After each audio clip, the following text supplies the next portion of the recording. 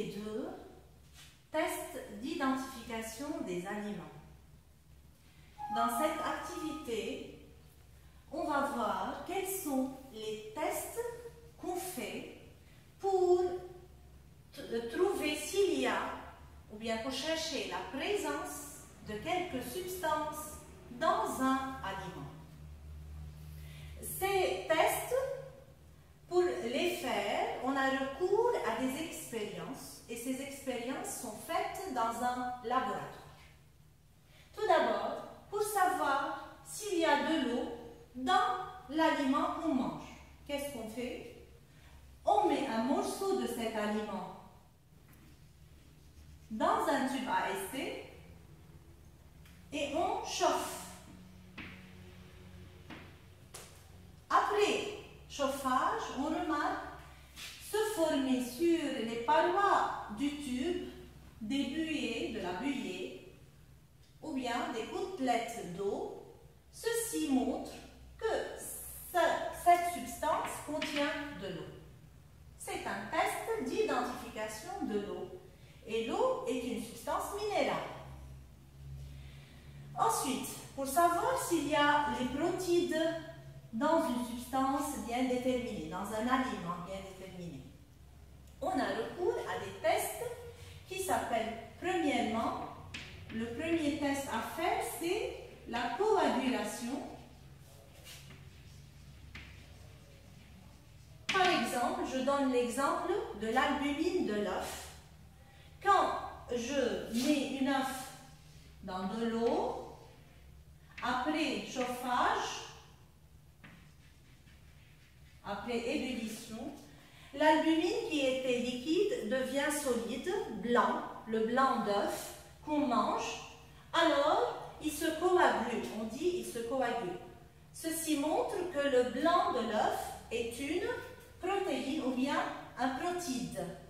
Alors, la coagulation se fait seulement sur les protides appelées protéines. Comme exemple, le blanc d'œuf. Le blanc d'œuf à ébullition. Ensuite, un deuxième test qui se fait, qu'on appelle le test de Biuret. Dans ce test, on va ajouter à la substance qu'on examine deux produits chimiques qui sont le NaOH et le CuSO4. Ces deux substances qui se trouvent dans une solution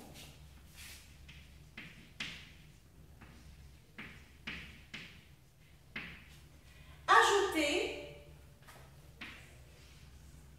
au produit qu'on va tester. On ajoute NaOH, CuSO4,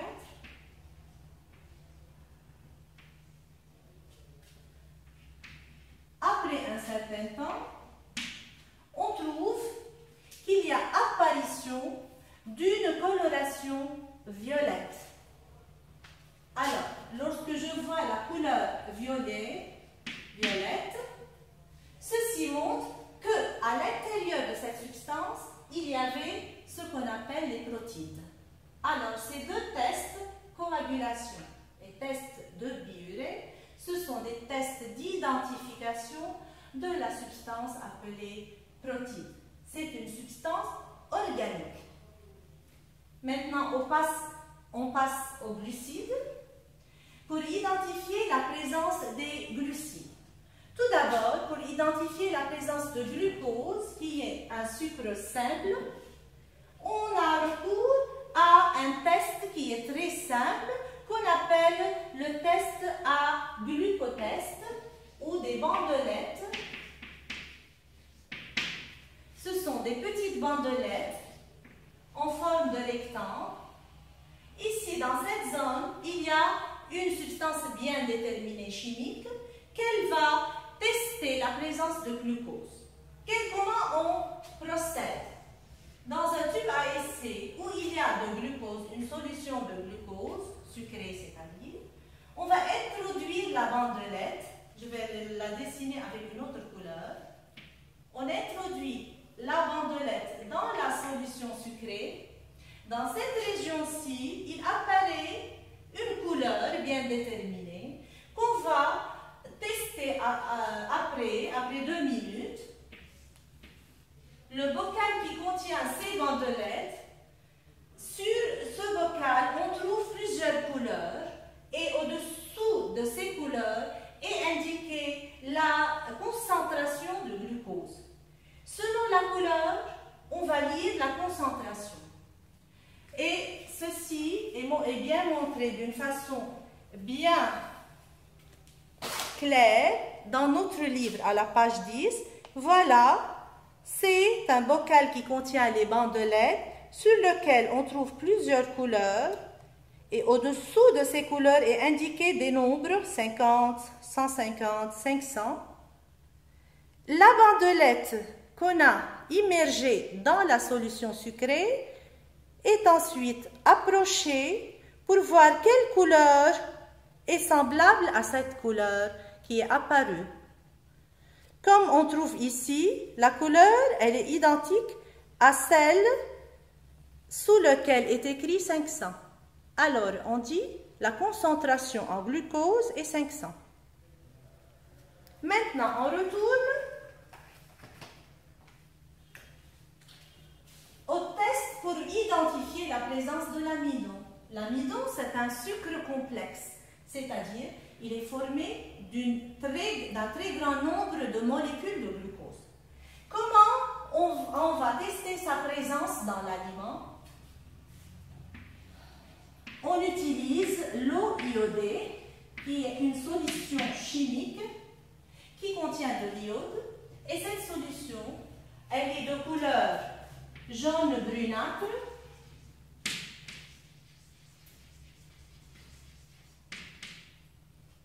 Maintenant, on va faire une expérience sur un morceau de pain, par exemple, le pain qu'on mange.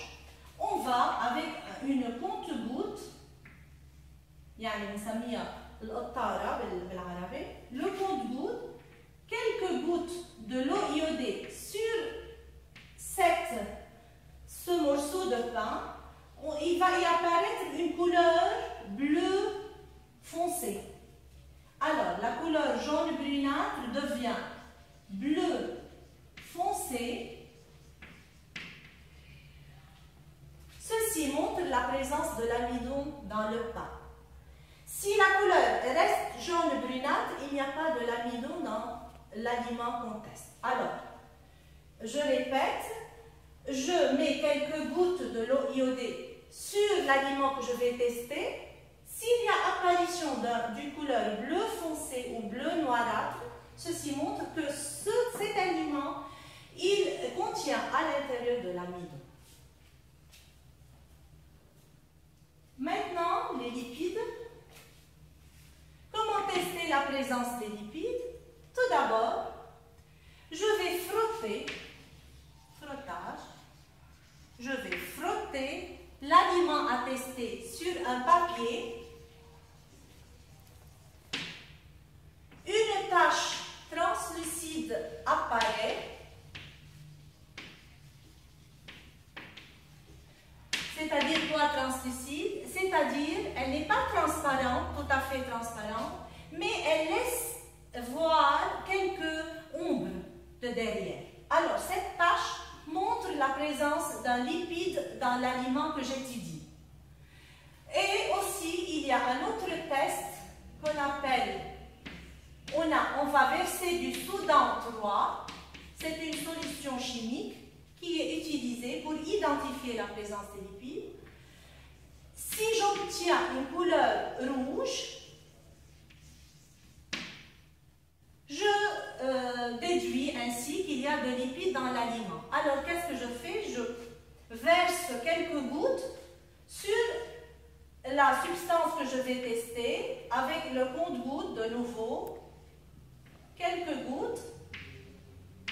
Après, j'aurai la couleur présence d'un lipide. Maintenant, les chlorures, aussi dans un tube à essai qui contient une solution de la matière que je vais tester, je verse par exemple, avec la compte-gouttes, je verse quelques gouttes de nitrate d'argent par exemple, pour identifier la présence de chlorure d'argent. Alors, c'est le nitrate d'argent. Quelques gouttes dans la solution. Après, il apparaît un précipité blanc. Précipité, c'est-à-dire des choses qui vont descendre et se placer dans le fond après. Ce précipité blanc s'appelle chlorure d'argent. Voilà, le chlorure d'argent qui est identifié par le nitrate d'argent. Et on va voir dans la classe un tableau qui regroupe toutes ces expériences de tests d'identification.